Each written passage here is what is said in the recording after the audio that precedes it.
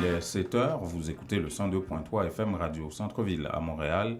C'est le magazine Nos Nouvelles apporté par Intexto qui entre chez vous. Bonjour Jean-Étienne. Bonjour Jean-Emma, très heureux mesdames et messieurs d'être là pour vous présenter votre édition de Nos Nouvelles. Voilà, on est le mardi, combien déjà? Aujourd'hui c'est le 14 jusqu'à minuit. Voilà, 14 août, Wakaïma. Non, tu ne fais pas partie de ça. D'accord. Et nous sommes en direct sur Facebook et en différé sur WhatsApp et YouTube. Nous serons en différé sur Twitter également. Vous pouvez nous écouter en direct sur notre site internet maintenant. À cette édition, on va parler d'élections québécoises. On va parler des candidats, des communautés culturelles, des minorités visibles, notamment de femmes, de la situation dans le comté de Bourassa-Sauvé, qui n'arrive pas à se trouver officiellement un candidat, pour le Parti libéral notamment. Et on parlera d'un remplaçant éventuel pour Franz Benjamin comme conseiller de Saint-Michel. C'est qui? On vous donnera toutes les infos. On va faire plein feu sur les élections québécoises aujourd'hui. Et cette semaine, on parlera beaucoup d'élections, mais surtout, on va faire un survol des candidats ce matin. On va analyser ça, vous parler des candidats, combien chaque parti politique et surtout la présence de femmes candidates à ces élections qui connaît vraiment une remontée extraordinaire. Ça, c'est intéressant. Oui. Alors, en Haïti, on ira au Parlement. Écoute, c'est l'actualité.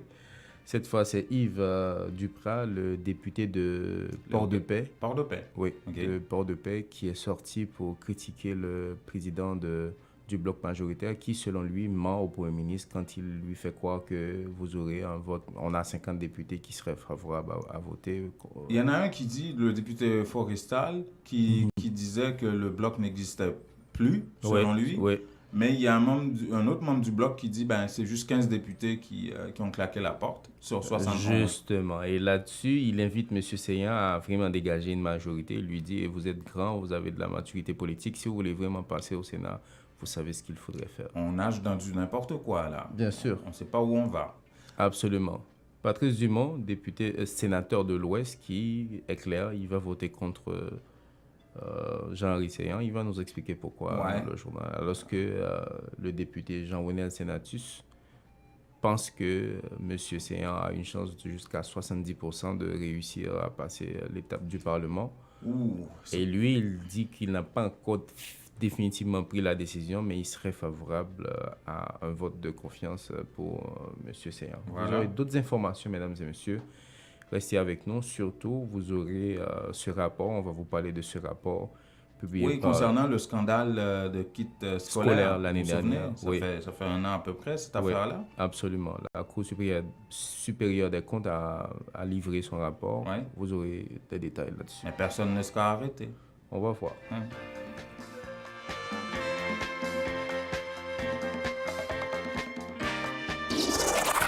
La direction générale de Radio Centre-Ville et du Centre interculturel L'Auditoire est fière d'annoncer au public en général et aux auditeurs en particulier que dorénavant, le dernier samedi du mois de mars est retenu pour le gala annuel du 102.3 FM. Oui, la vraie soirée de la diversité culturelle à Montréal va enfin avoir lieu. Lusophone, hellénique, hispanophone, anglophone, francophone, arabophone et créolophone se donnent rendez-vous sous un même toit dans une ambiance féerique afin de donner vie à 5 FM, la vraie radio de la diversité au Québec. La fête va être belle. Vous dormez mal la nuit?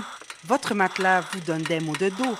Eh bien, la Maison du Matelas Confort Plus a le somnifère pour vous. En plus des matelas confortables, vous trouverez chez Confort Plus tous les électroménagers à des prix d'entrepôt. 3 adresses pour vous servir. 5600 Henri Bourassa Est, local 34, téléphone 514 315 46 48. Au 6425 Boulevard Léger à Montréal-Nord, téléphone 514 321 53 98 et au 2940 rue Remembérance à La Chine, téléphone 514 658 93. Votre confort est à la Maison du Matelas. Ou al faire affaire avec une compagnie de grande gauche tête bobèche pour régler dossier immigration au Canada pour te faire économie bout de chandelle ou à venir plein on prend refus parce que dossier mal préparé, formulaire était mal rempli ou même qui te voulait ça me te parler. Tu vois, pour le même genre de dossier, Ti George WhatsApp, Fanny, Madame Joe Facebook et moi-même avions tous obtenu satisfaction pour avoir fait affaire avec Vision Max Service, cabinet spécialisé en immigration. Vous qui rêvez d'immigrer, d'étudier au Canada ou tout simplement de visiter le pays, Vision Max Service. Vous comptez demander un super visa, venir investir ou vous établir en tant que travailleur qualifié. Vision Max Service, un label de qualité. Vision Max Service, c'est le travail de professionnels qui étudie, traite, suivent votre dossier. Il vous conseille, vous encadre, vous accompagne dans toutes vos démarches pour des résultats 100% excellents. 273 Lalu coin Ruelle Vaillant, Port-au-Prince, Haïti. Téléphone 48 20 78 18, 22 09 76 82. Montréal 438 876 93 98.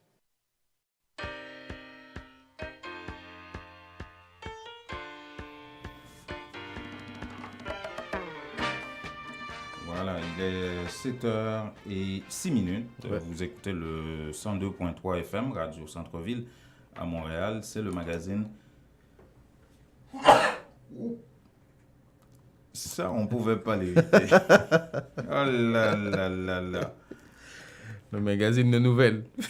Ah ben oui, ça, c'est une nouvelle. Désolé. Ok, il y a du tonus là-dedans, mais... Quand ça arrive, ça arrive. Hein? Ouais. Bon, je m'excuse encore une fois. On allait parler d'élections, justement. Justement. Quel est le décor, Jean-Numa? Qu'est-ce qui se passe ici pour les élections en termes des candidats et autres? Eh bien, justement, les élections seront déclenchées le 23. Hein? C'est officiel. Officiellement, la campagne électorale s'ouvre le 23 août prochain. On est le 14 août. Ouais. Il reste à peu près une semaine environ, ouais. Hein, pour le déclenchement d'élections.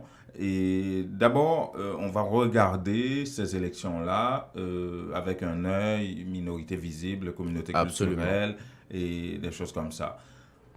On va encore préciser ça en regardant les femmes, la présence des femmes à ces élections, une forte présence, il faut dire, 18 femmes pour les 4 partis qui concourent dans le cadre de ces élections. Ça représente quoi en termes de pourcentage? On n'a pas encore les chiffres. Non, on n'a pas encore les chiffres, mais il y a 18, c'est quand même important. Hein. Ouais, 18 femmes pour les 4 partis, femmes de la diversité, hein, je veux dire.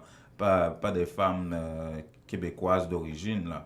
Et seulement Québec solidaire présente 8 femmes de la diversité dans le cadre de ces élections, le Parti Québec solidaire. Et la CAQ suit Québec solidaire avec 6 candidats. Hein, la CAQ, la Coalition Avenir Québec. Et il y a le Parti libéral du Québec qui présente seulement 2 femmes dans le cadre de ces élections. Et autant pour le Parti québécois. 2 femmes aussi. Donc, ça fait 18 femmes au total des minorités visibles qui se présentent dans le cadre de ces élections-là. Donc, Québec solidaire en tête de liste en termes de quantité de femmes... femmes des minorités visibles. C'est une pratique pour eux ou c'est... Comment tu le vois? Un peu... Honnêtement, oui, c'est plutôt une pratique. Moi, autant que je me souviens, que ce soit lors des dernières élections, il y avait beaucoup plus de candidats de la diversité au sein de Québec solidaire que tous les autres partis confondus. La CAQ, il n'y en avait pas autant, vraiment pas. Et la CAQ a fait vraiment un saut de ce côté-là en présentant au moins 6 candidats femmes. Il y a au moins 3 haïtiennes parmi ces candidates femmes. Et il y a Christine Mitton à Laval, il y a Mme Seïd ici à Montréal-Nord, Bourassa Sauvé, et il y a Jenny Gaspard d'Anvio qui sera en face de Franz Benjamin, justement, qui est un autre candidat de la diversité, mais qui est un homme, cette fois pour le Parti libéral du Québec. Et l'autre aspect, je vous disais que parmi les 18 candidats femmes, il y a 4 haïtiennes, je viens de vous citer 3, et il y a Dominique Anglade, qui est candidate aussi pour le Parti libéral du Québec dans le cadre de ces élections. Sur les 18 femmes candidates, il y a 4 haïtiennes et une seulement au sein du Parti libéral. Les 3 autres sont au sein de la CAQ. Il n'y en a pas de candidat femme haïtienne au sein de Québec solidaire, ni de PQ. Ça, il faut noter ça. Et, vous savez, la situation plutôt d'Ambourassa Sauvé, ici, on sait que c'est la CAQ qui présente une candidate haïtienne, Mme Seyid. Ouais. Mais quel est le candidat libéral qui va remplacer Mme DeSantis? On ne le sait pas encore. DeSantis, on ne le sait pas encore. Et là, ça pose problème parce qu'on est le 14 août, les élections. Officiellement, on ne le sait pas. En tout cas, il n'y a pas eu d'annonce. Je viens de me promener un peu sur Internet et sur le site du Parti libéral du Québec, dans le comté de Bourassa. On n'a pas de candidat officiel encore. Et il y a des noms qui sont cités, par exemple, comme Monsef Deradji, qui est d'origine maghrébine, qui serait intéressé et puis qui serait le candidat favori, si vous voulez, pour le Parti libéral du Québec, d'après ce qu'on dit.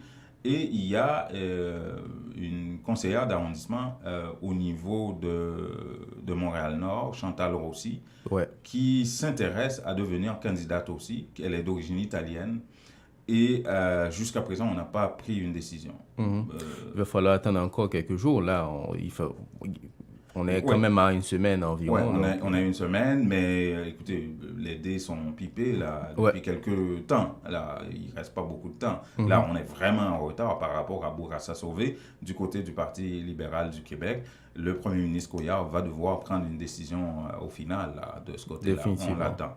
Et autre aspect de ces élections aussi, Jean-Étienne, c'est dans Saint-Michel, avec la candidature de Francis Benjamin, qui était conseiller de ville dans Saint-Michel. Eh bien, advenant sa victoire, il va devoir démissionner de son poste. Là, il est toujours conseiller, là.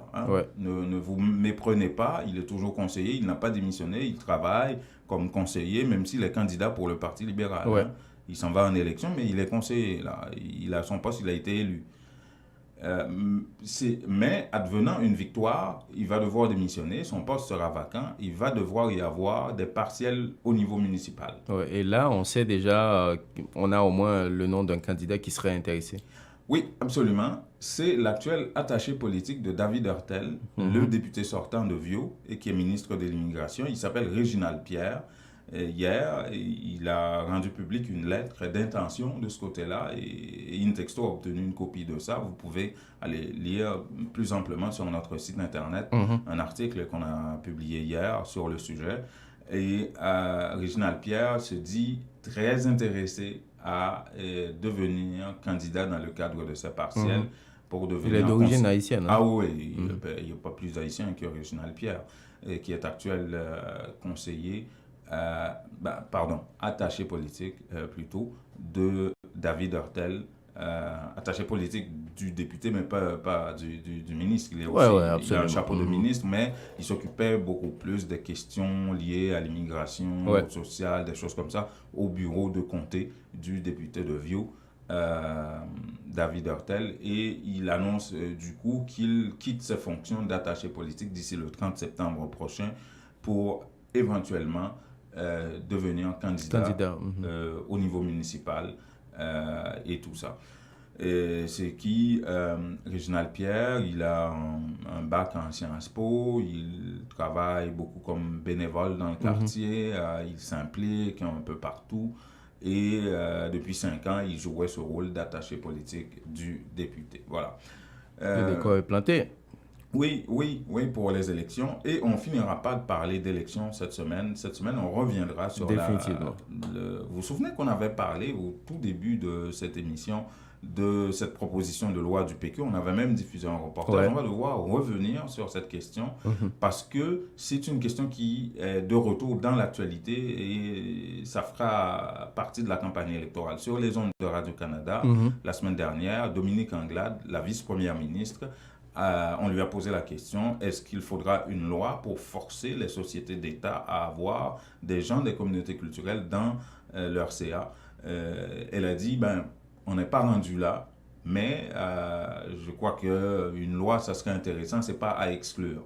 Alors, ce que le Parti québécois avait proposé une loi, et le PLQ, bien avant le déclenchement des élections, ça fait ça fait plus d'un an là, depuis que le PQ avait proposé ça. Il y avait une possibilité qu'il vote cette loi-là, mais Dominique Anglade parle enfin, la condition, c'est que si le PLQ est réélu au pouvoir, revient au pouvoir, donc à ce moment-là, on va envisager la possibilité de faire voter Mais depuis un an, on n'a pas envisagé ça.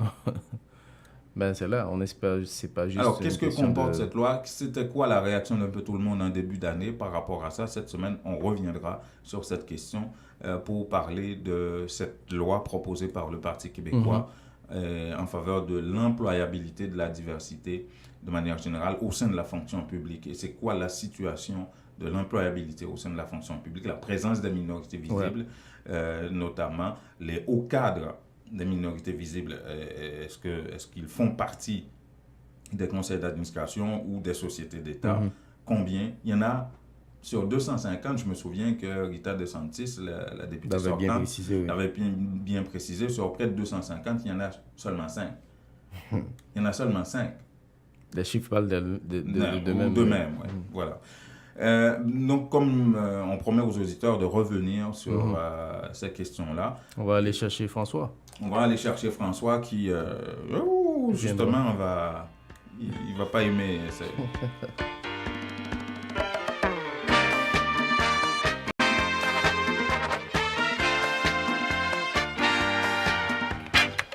Que regardez-vous sur votre tablette?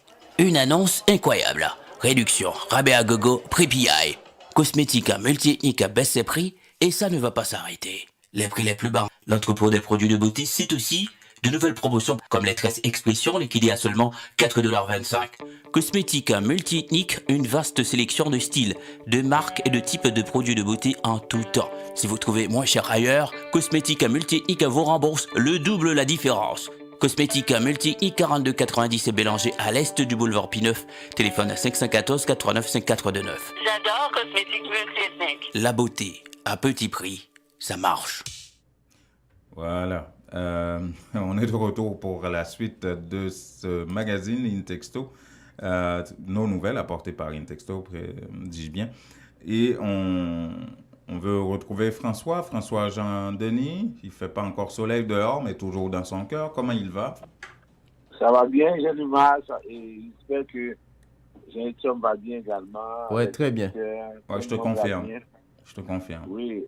Alors, je vous attendais avec attention. Oui, on sait. On sait, on parlait politique, ouais. On parlait politique, tout ça. Et moi, je vais en parler, mais c'est un autre aspect. Okay. On regarde ce que font les partis politiques par rapport au modèle d'immigration et d'intégration. On regarde ce qu'ils font. C'est un très bel article qui est paru aujourd'hui qui dit que les élections d'octobre vont révéler les positions des partis politiques sur l'immigration et l'intégration. Qui a écrit ça? Ça, c'est dans le devoir, on a ça. Que les positions des partis politiques sur l'immigration et l'intégration. On dit en 1976, c'est sûr que le ministère de l'immigration du Québec est créé en 1968, mais lorsque le Parti québécois prend le pouvoir en 1976, le projet indépendantiste et social-démocrate visait une prise en charge collective et une volonté de s'ouvrir aux minorités. Ouais. On avait la charte de la langue française qui fait en fait une langue commune, c'est ça. Oui, il y avait justement le premier député noir au Québec, Jean-Alfred. C'était avec ça marquait cette ouverture-là. Et puis, face au multiculturalisme du fédéral, on avait l'interculturalisme à l'époque. Oui. Alors, ensuite, on a financé des classes d'accueil, de langue, des centres communautaires, des minorités. On a eu la création du Conseil des communautés culturelles et de l'immigration, la politique de soutien à l'action communautaire. Au niveau du Parti québécois, ils ont fait beaucoup de choses par rapport à ça. Mais les libéraux qui étaient au pouvoir de 85 à 94 ont continué dans cette ligne-là. Mais le mot nation est disparu pour remplacer par société distincte de l'ensemble canadien. Il y a eu un contrat moral, tout ça. Mais après le référendum de 1995, okay, le PQ a adopté l'approche de la citoyenneté. Maintenant, l'État place désormais au cœur de son action un cadre civique. Okay? Et encore là, des indépendantistes issus des minorités mobilisés dans le camp du oui réclamaient ce discours-là. Mais ce que le journal retient, les 15 dernières années au pouvoir des libéraux ont mis à mal ces acquis-là. Ça veut dire qu'on est peu engagé sur l'interculturalisme. Vous vous rappelez, M. Charest est venu avec la question de l'ingénierie de l'État. Le Conseil des relations interculturelles est aboli. Maintenant, le ministère va cibler un système d'immigration compétitif. On mise sur l'engagement du milieu économique, sur une stratégie internationale d'attraction et de mobilité. Alors, vous voyez, ça a changé. Alors maintenant, on dit qu'on va voir, et la CAQ, de son côté, on sait ce qu'elle propose, c'est une réduction du nombre d'immigrants, parce que les immigrants ne sont pas intégrés.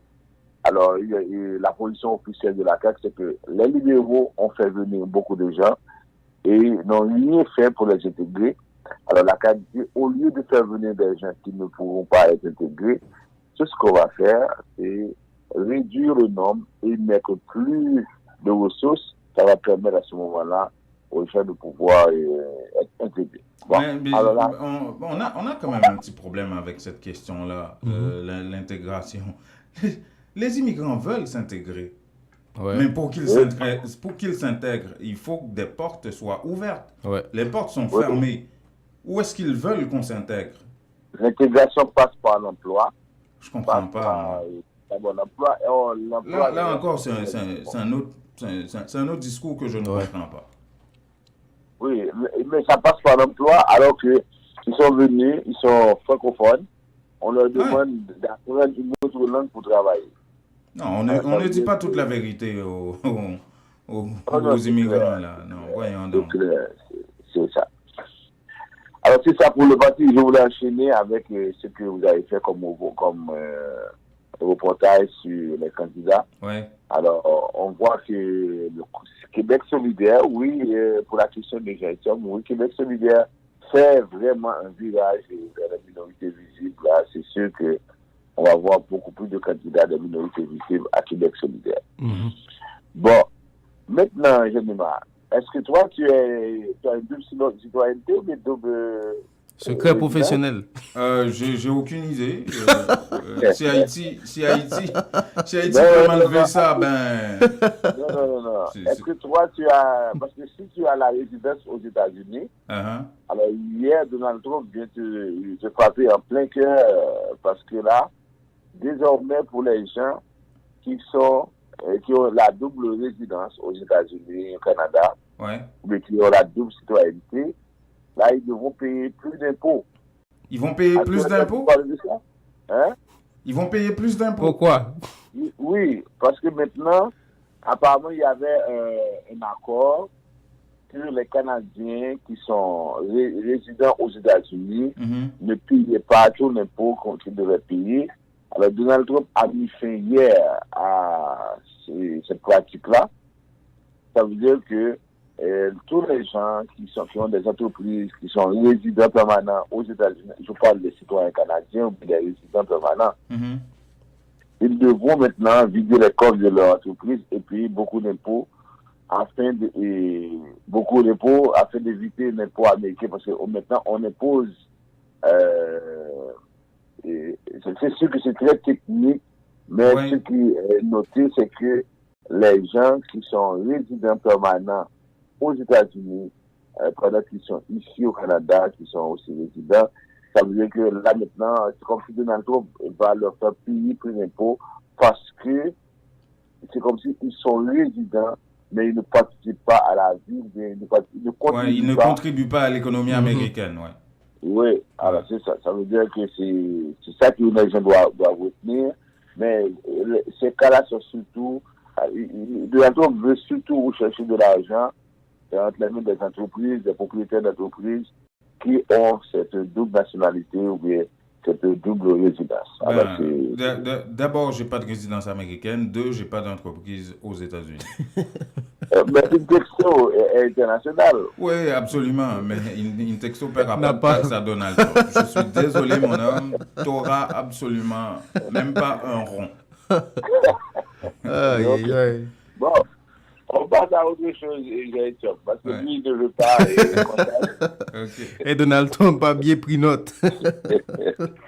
Bon, maintenant, les auditeurs de nos nouvelles, auditrices aussi, ils vont se rappeler qu'on a parlé de la mort de ce demandeur d'asile débouté qui est à l'aéroport de Calgary. Ah oui. Tiens. Tu as quoi pour moi là-dessus? Bon, alors, maintenant, on arrive... Tu devais nous parler de ça avant, là, François. Voyons donc. Non. Je commence avec la politique, c'est ça son problème. Ah, tu laisses le meilleur pour la fin. Oui, les mauvaises nouvelles à la fin, là. Vous connaissez le principe, là. Si on vous demande, est-ce que vous voulez la bonne avant ou bien la mauvaise, on choisit toujours la bonne. La bonne, oui. Alors, ce monsieur-là, il était nigérien. Alors, c'est monsieur Bonante Idowu Allo. Lui, il vivait à Lagos avec son épouse vivait à Lagos avec leurs 2 enfants.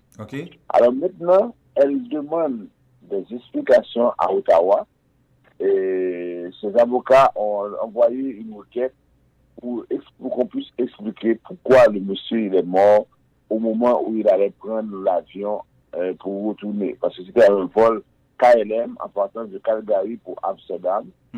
Et là, maintenant, il y a eu une dispute. L'avion est retourné à sa porte d'embarquement et la police a été appelée en renfort. Il était déjà dans l'avion. Oui, ça s'est passé dans l'avion, on le sait. Oui, alors l'avion est retourné à sa porte d'embarquement, la police a été appelée en renfort. Lui, il était en détresse médicale. Il a été transporté à l'hôpital, sa mort a été constatée. La dispute, c'était avec qui, François? On ne sait pas encore. C'était avec un autre passager? Apparemment, il était accompagné d'un ou 2 agents de l'agence de service frontalier. Apparemment, parce que il était agité, parce que ça dépend. Lorsqu'on voit quelqu'un, si la personne décide de façon naturelle de se rendre, alors là, on n'a pas besoin de faire ou de la faire accompagner de l'agent. De la faire escorter.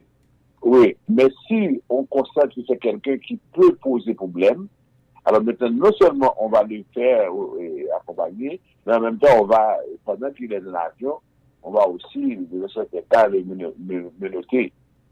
Alors, parce que c'est très dangereux. Alors, apparemment, lui, il ne voulait pas retourner. Mais qu'est-ce qui s'est passé au moment où il était agité de l'avion? On ne sait pas. Parce qu'on a su par la suite, une fois qu'il est sorti de l'avion, il était en détresse médicale.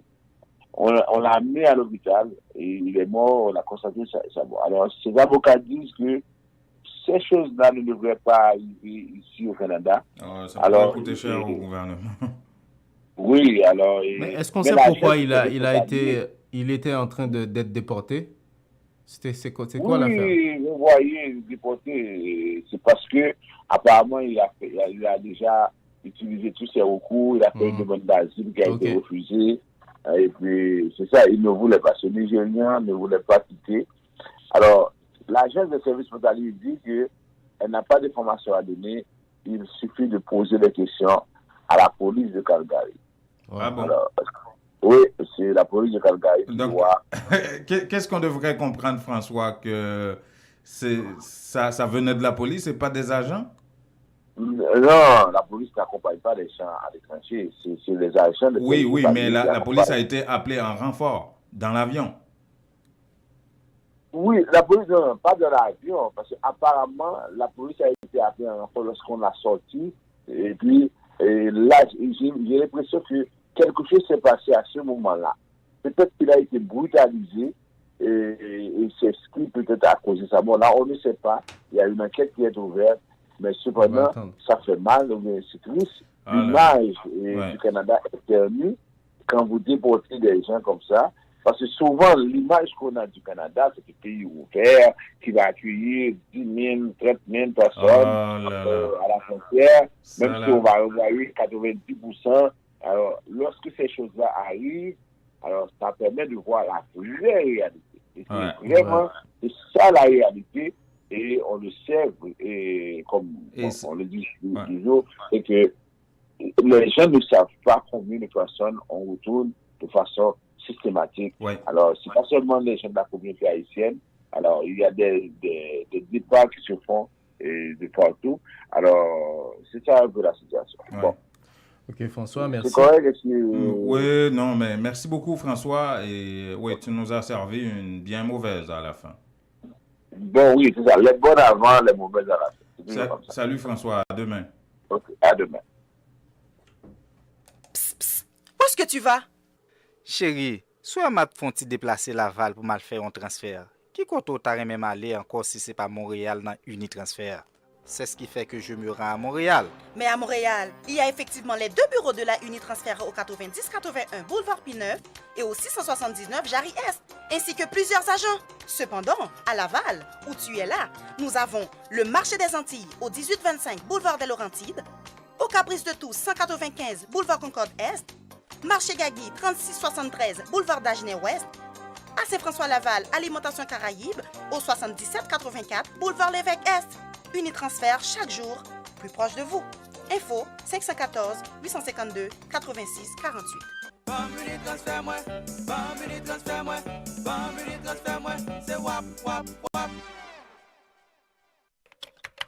Que regardez-vous sur votre tablette? Une annonce incroyable. Réduction, rabais à gogo, prix PI.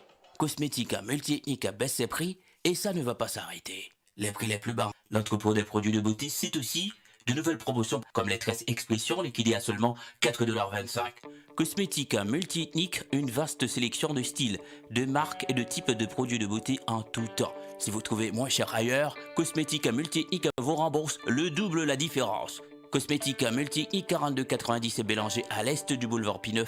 Téléphone à 514 89 5429. J'adore Cosmétique multi-ethnique. La beauté à petit prix, ça marche.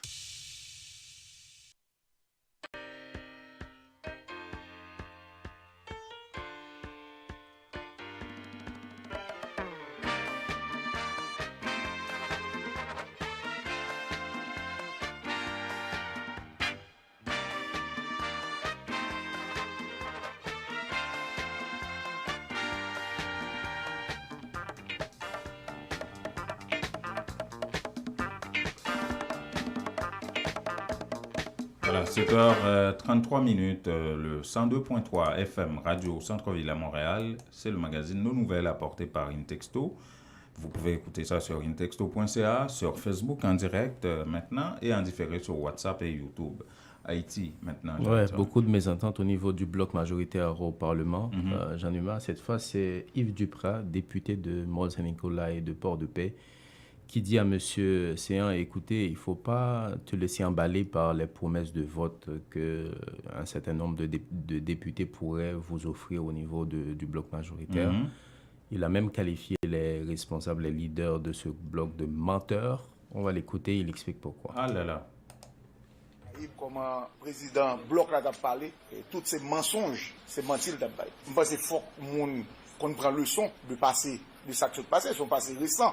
Avant hier, là, pas oublier que les gens pas pour premier ministre, ils ont pas le premier ministre parole, ils dit PM, ou pas aller, nous avons un contrôle majoritaire. Qui ça me dit là? Il va courir de courir. Plusieurs, chaque fois nous engageons, nous battons avec eux, nous toujours battons à plat de couture. Je dis pas tout le monde qui va convoquer les députés. Alors, mon conseil m'a baillé notaire là. Si notaire a besoin pour le premier ministre, pas attendre des paroles là. C'est faux, c'est archi faux. Bon, ok. Supposons un instant, il y a un bloc gain 15 députés qui fait défection.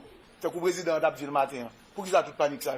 15 députés aller sur 71. D'où majorité arrêtée l'État. Et puis il y a une majorité ça avant au pas déjà dit. Malgré tout ça on a fait dans Kinam pour infirmer quorum que tout le monde connaît. Tout député, il y a 116 députés là, c'est 116 leaders. Ils sont sortis la caillou, ils ont confié au mandat pour venir défendre 117 circonscriptions. Voilà, il a été assez clair, M. Dupré, par rapport à tout ça. Et par ailleurs, il demande à M. Seyan, vous êtes assez mature, vous avez été candidat à la présidence en 5e position d'ailleurs, vous savez comment ça se passe la politique, il faut venir négocier avec les responsables des partis politiques si vous voulez vraiment passer le cap du Parlement. Le mot négociation? Absolument. S'il n'y a pas de je croyais que c'était banni ce mot-là. Ben, tu rêves. Il faut continuer à rêver. Okay. Après, M. Gary Bodo, ouais. Ben, il y en a plein d'autres députés qui ne rentrent pas dans la logique, qui disent des choses comme ils le pensent. On va l'écouter, M. Dupré. Je pense que le Premier ministre Nobéa, il connaît mieux que nous tous qui là, qui ça va le faire. Chaque député qui là, il sorti dans le parti politique. Il faut parler avec parti politique, député. Il faut parler avec la société. Il faut parler avec tout le monde. Dans l'idée, vous partagez responsabilité, responsabilité à partager avec le monde que responsabilité doit partager. Par exemple, pas à sortir de là. Par exemple, comme tout, mon groupe politique, nous-mêmes, Constitution en bas nous doit pas nous. Et nous avons exercé sans pression. Nous ne pouvons pas pressionner même personne. Nous avons exercé droit pas nous. Depuis le Premier ministre est venu là, il dégage une majorité. C'est lui qui dégage une majorité. Voilà. Ouais. Ça, c'est au niveau de la Chambre des députés, où c'est le branle-bas de combat. Et c'est à la Chambre des députés où Jean-Henri Seyan devrait faire un premier tour. Oui, il a déjà déposé ses pièces au niveau de la Chambre des députés. Ah, il l'a fait? Oui. Okay. C'était depuis le week-end, je pense samedi ou début de semaine. Des choses ok, presque à la cloche de bois, en fait. Ben, bien sûr. Écoutez... Et maintenant au Sénat? Justement, en attendant que le bloc majoritaire à la Chambre des députés s'entende, au Sénat, il y a des sons qu'on entend. Qui va voter pour ou contre? Des sons discordants. Justement, Patrice Dumont, sénateur de l'Ouest, il est clair, il ne va pas voter. J'aimerais bien entendre ces explications. En faveur M. Seyan, il va l'expliquer d'ailleurs. Énoncé de politique générale, M. Seyan, moi-même je voterai contre. Et étant donné que je ne suis pas contre politique générale là, on est capable de dire même, c'est contre mon nom. M'a voté, eh bien oui, c'est ça. Donc c'est par anticipation? C'est pas par anticipation, non, c'est pas par anticipation.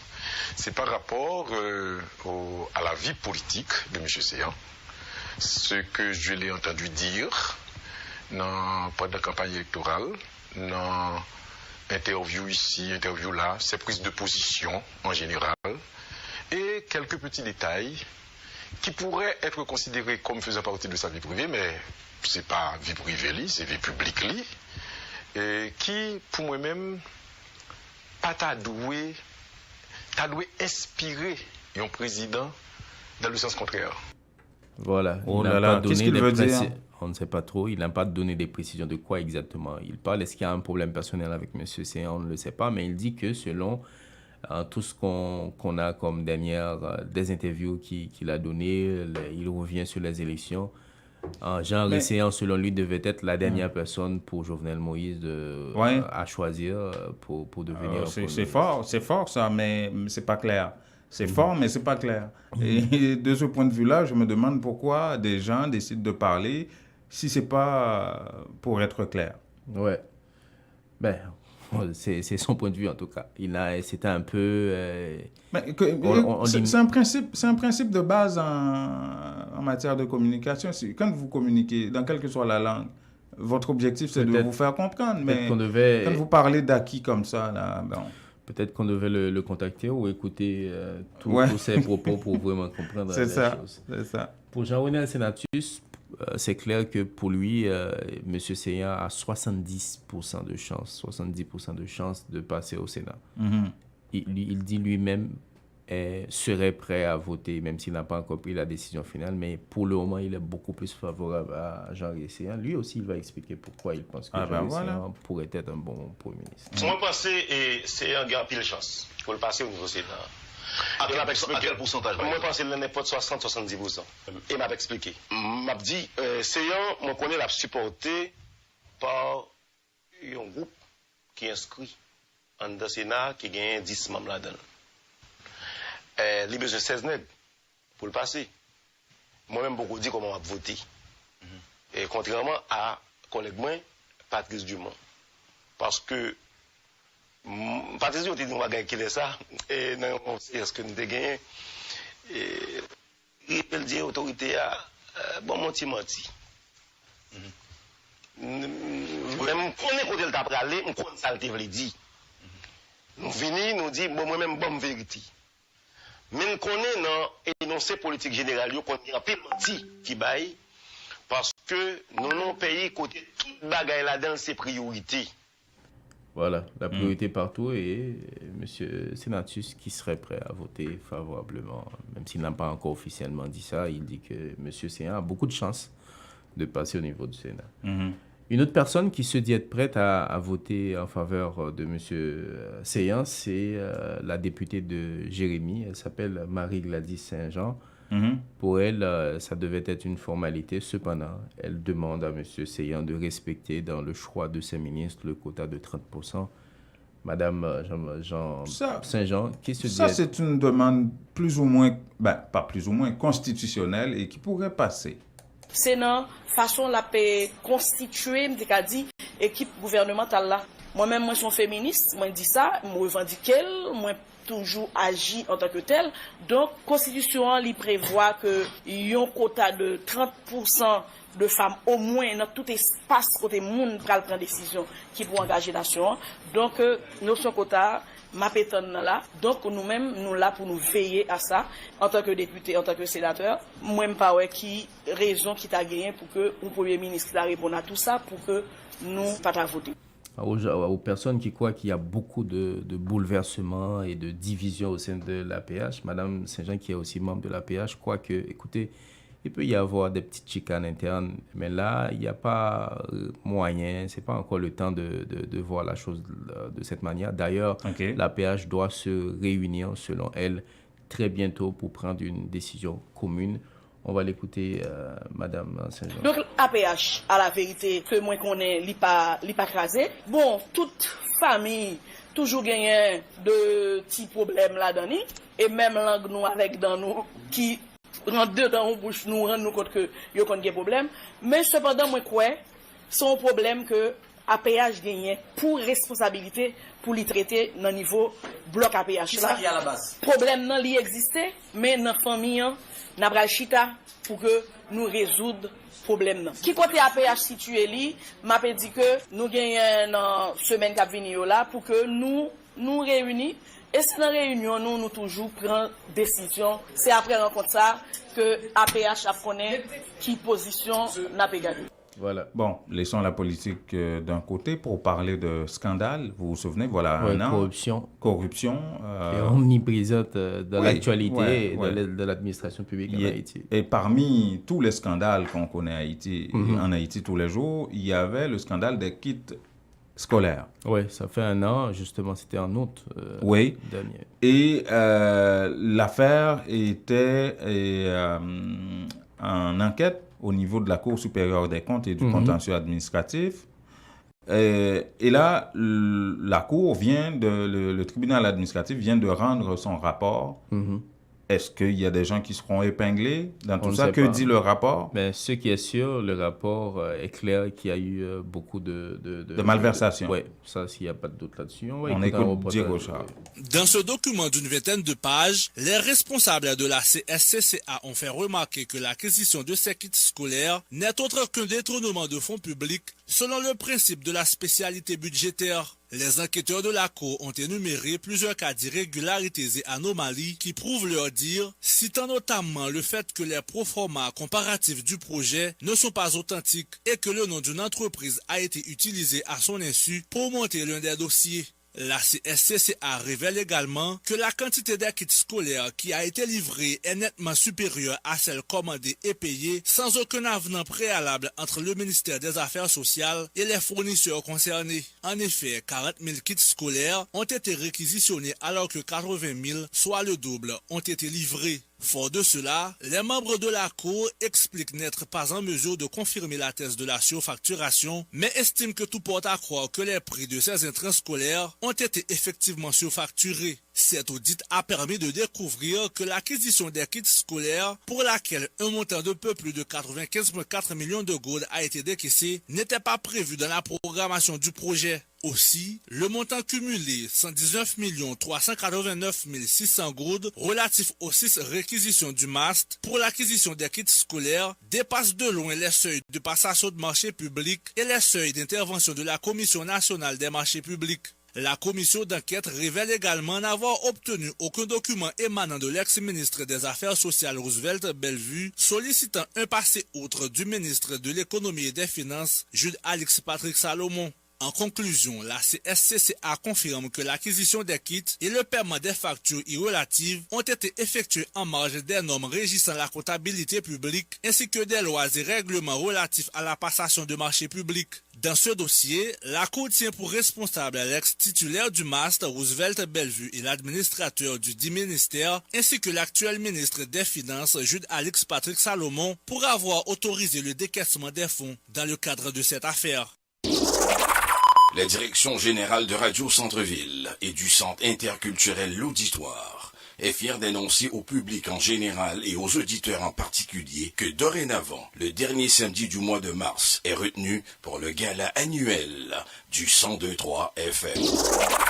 Oui, la vraie soirée de la diversité culturelle à Montréal va enfin avoir lieu. Lusophone, hellénique, hispanophone, anglophone, francophone, arabophone et créolophone se donnent rendez-vous sous un même toit dans une ambiance féerique afin de donner vie à 5 FM, la vraie radio de la diversité au Québec. La fête va être belle. Les meilleurs produits pour la beauté de la peau se trouvent à Essence de Beauté.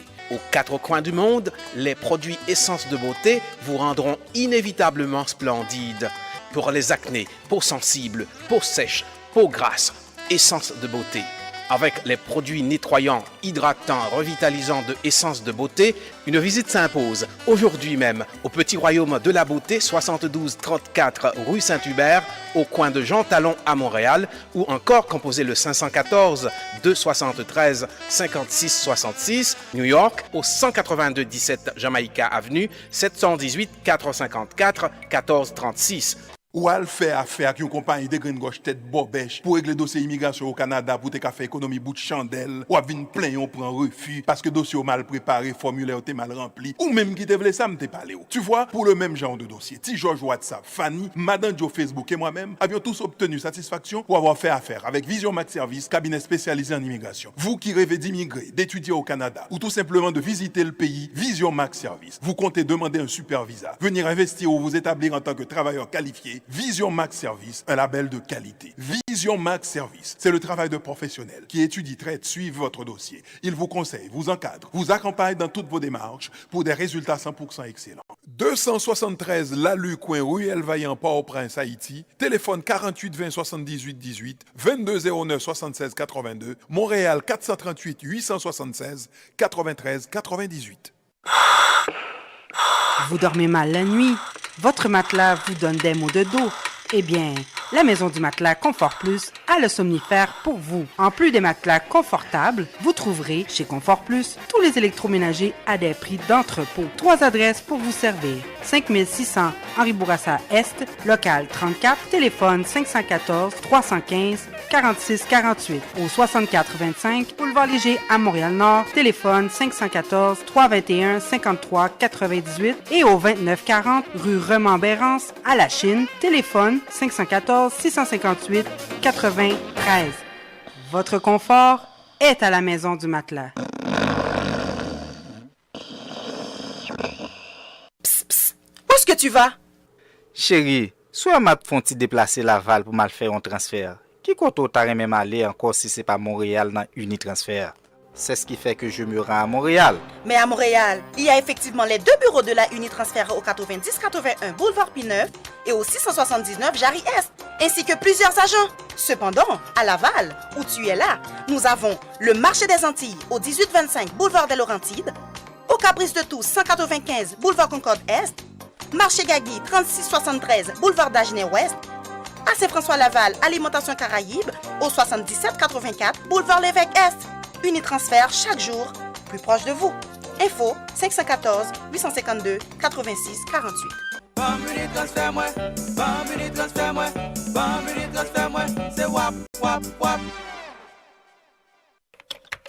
Que regardez-vous sur votre tablette?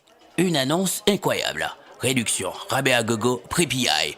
Cosmétique multi-ethnique à baisse ses prix et ça ne va pas s'arrêter. Les prix les plus bas. L'entrepôt des produits de beauté cite aussi de nouvelles promotions comme les tresses expression liquidées à seulement 4,25 $. Cosmétique multi-ethnique, une vaste sélection de styles, de marques et de types de produits de beauté en tout temps. Si vous trouvez moins cher ailleurs, Cosmétique multi-ethnique vous rembourse le double la différence. Cosmétique multi-ethnique 42,90 et Bélanger à l'est du boulevard P9. Téléphone 514 89 5429. J'adore Cosmétique multi-ethnique. La beauté à petit prix, ça marche.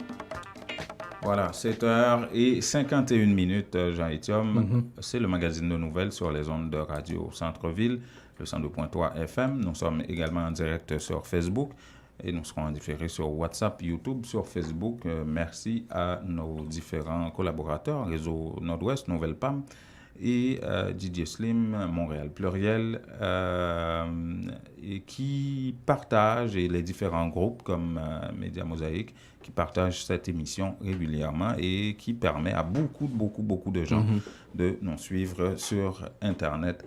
Et non seulement en majorité ici à Montréal, Québec, mais il y a beaucoup de gens qui nous écoutent aux États-Unis, en Haïti, en France, au Brésil, au Chili également, bizarrement. Hein? Mais non, c'est pas bizarrement, on a des Haïtiens, beaucoup d'Haïtiens. Oui, mais Internet nous permet de faire ça. De les atteindre, ouais. Ce qui est intéressant. Et APH, ça existe ou pas? Mais ça, c'est la grande question qu'on se pose. J'imagine même le leader principal de ce blog aurait des difficultés à s'exprimer, à vous donner une réponse. Parce que là, aujourd'hui, on entend quelque chose, demain, on entend quelque chose d'autre. Ça ne va pas. C'est sûr que ça ne va pas. Est-ce que c'est par rapport à les avantages éventuels, la façon dont on va couper le gâteau qui fait agiter tout le monde? Mais c'est ça la réalité. Mais je pense qu'il y a deux choses qui pourraient expliquer ce phénomène. La première, c'est le leadership même de APH. Est-ce que APH a un leadership réel? On se pose beaucoup de questions. La deuxième, c'est, comme j'ai expliqué hier, c'est le problème de conviction politique. C'est pas un groupe, c'est parce qu'on est ensemble, parce qu'on a des valeurs. C'est un groupe conjoncturel, c'est pas un groupe de conviction. Là. Justement. Et quand c'est comme ça, à chaque conjoncture, tu vas voir un autre aspect, une autre image de ce groupe qui n'est pas très bon pour eux. Parce que, écoutez, vous êtes beaucoup plus fort si vous êtes ensemble. Vous pouvez vous imposer beaucoup plus facilement quand vous êtes 70. Mais maintenant, si vous voulez scinder ça en 1000 morceaux et partir chacun d'entre vous pour aller chercher quelque chose, c'est beaucoup plus compliqué pour eux. Faisons un petit calcul très simple ou une analyse plutôt simple. APH, c'était 71 députés. Ouais. Et selon le député Duprat, il y a une quinzaine qui ont quitté le groupe. Donc, ça fait qu'il reste, une cinquantaine. Oui, un petit peu plus de 50. Oui, 55 à peu près. OK. Et on a 116 députés en bas, à la Chambre des députés. Si cette quinzaine s'en va avec tout le reste, en laissant APH avec sa cinquantaine de députés, il nous faut combien pour qu'il passe, Jean-Henri Séan? Là, il faudrait une soixantaine de députés. Ouais, c'est ça. Sur 116. Ouais. 116, 120. Une soixantaine de députés. C'est la majorité absolue, c'est pas une majorité simple, c'est le moitié plus un. Absolument. OK? Donc, ça, quelque part, peut jouer en faveur de Jean-Henri Séan. Si jamais APH refuse d'accorder son vote, dans cette division, Jean-Henri Séan pourrait mieux négocier et pourrait mieux même régner. C'est le point de vue que j'ai commencé à évoquer hier. C'est exactement ce que je disais quand j'ai dit que pour le groupe, c'est pas intéressant qu'il se divise comme ça parce qu'ils auront beaucoup plus de difficultés à s'imposer. Parce que quand vous n'êtes plus 71, vous n'avez plus la même force, le même poids. Écoutez, si tu écoutes le discours de M. Duprat, la perception de beaucoup de députés, chacun d'entre eux, c'est ce qu'il a dit d'ailleurs, c'est un leader. Et quand vous êtes dans un groupe, vous n'avez pas la même conviction politique et que chaque individu du groupe se considère comme un leader qui a sa négociation personnelle à faire, vous n'allez pas trop loin. Et c'est ça la perception de beaucoup de députés. Moi, je suis un leader de ma circonscription. Écoutez, je suis là avec vous dans ce groupe, mais je reste leader pareil. Et là, il faut qu'ils arrivent vraiment à s'entendre sur qu'est-ce qu'ils veulent comme structure, comme leadership et tout ça. Ils ne s'entendront pas. Et c'est très compliqué. Ne rêvons pas, ils ne s'entendront pas. On le savait déjà. Quand tu as des structures comme ça, c'est très fragile. Et avec le contexte actuel, avec M. Seyan qui doit passer au Parlement, prouve vraiment que des blocs comme ça au Parlement, c'est des blocs extrêmement fragiles qui peuvent vraiment... Il y avait un seul moment où on avait un bloc de députés, on avait une majorité à la Chambre des députés et c'était une majorité de conviction. C'était l'un des rares moments au début de cette démocratie parlementaire, de la démocratie en Haïti, avec l'OPL qui avait une majorité au Parlement à l'époque de Gérard Pierre-Charles. Et on l'a vu avec René Préval, ce que ça avait donné. Et là, vraiment, il y avait une moitié du pouvoir au Parlement et l'autre moitié à la présidence. Oui, c'est clair. Ça, c'était clairement défini. Quand tu parles des sénateurs ou des députés de PHTK et alliés, il faut voir même le contexte. Il y a des gens qui, moins de mois, ne savaient même pas s'il allait être sous la bannière de, je ne sais pas, PHTK ou Vérité ou alliés. Ne lui demande pas d'avoir une conviction. C'est pas une pratique politique où il était dans un parti politique, etc. Il n'y a pas de conviction. Ils ne portent pas le chapeau de PHTK parce qu'ils sont convaincus. Voilà. Parce que c'était le train qui passait. Il fallait prendre ce train-là. Et voilà, aussi simple que ça. C'est comme ça. Et c'est ça le résultat quand on n'a pas de parti politique solide comme institution. Voilà. Demain, 7h, une nouvelle édition.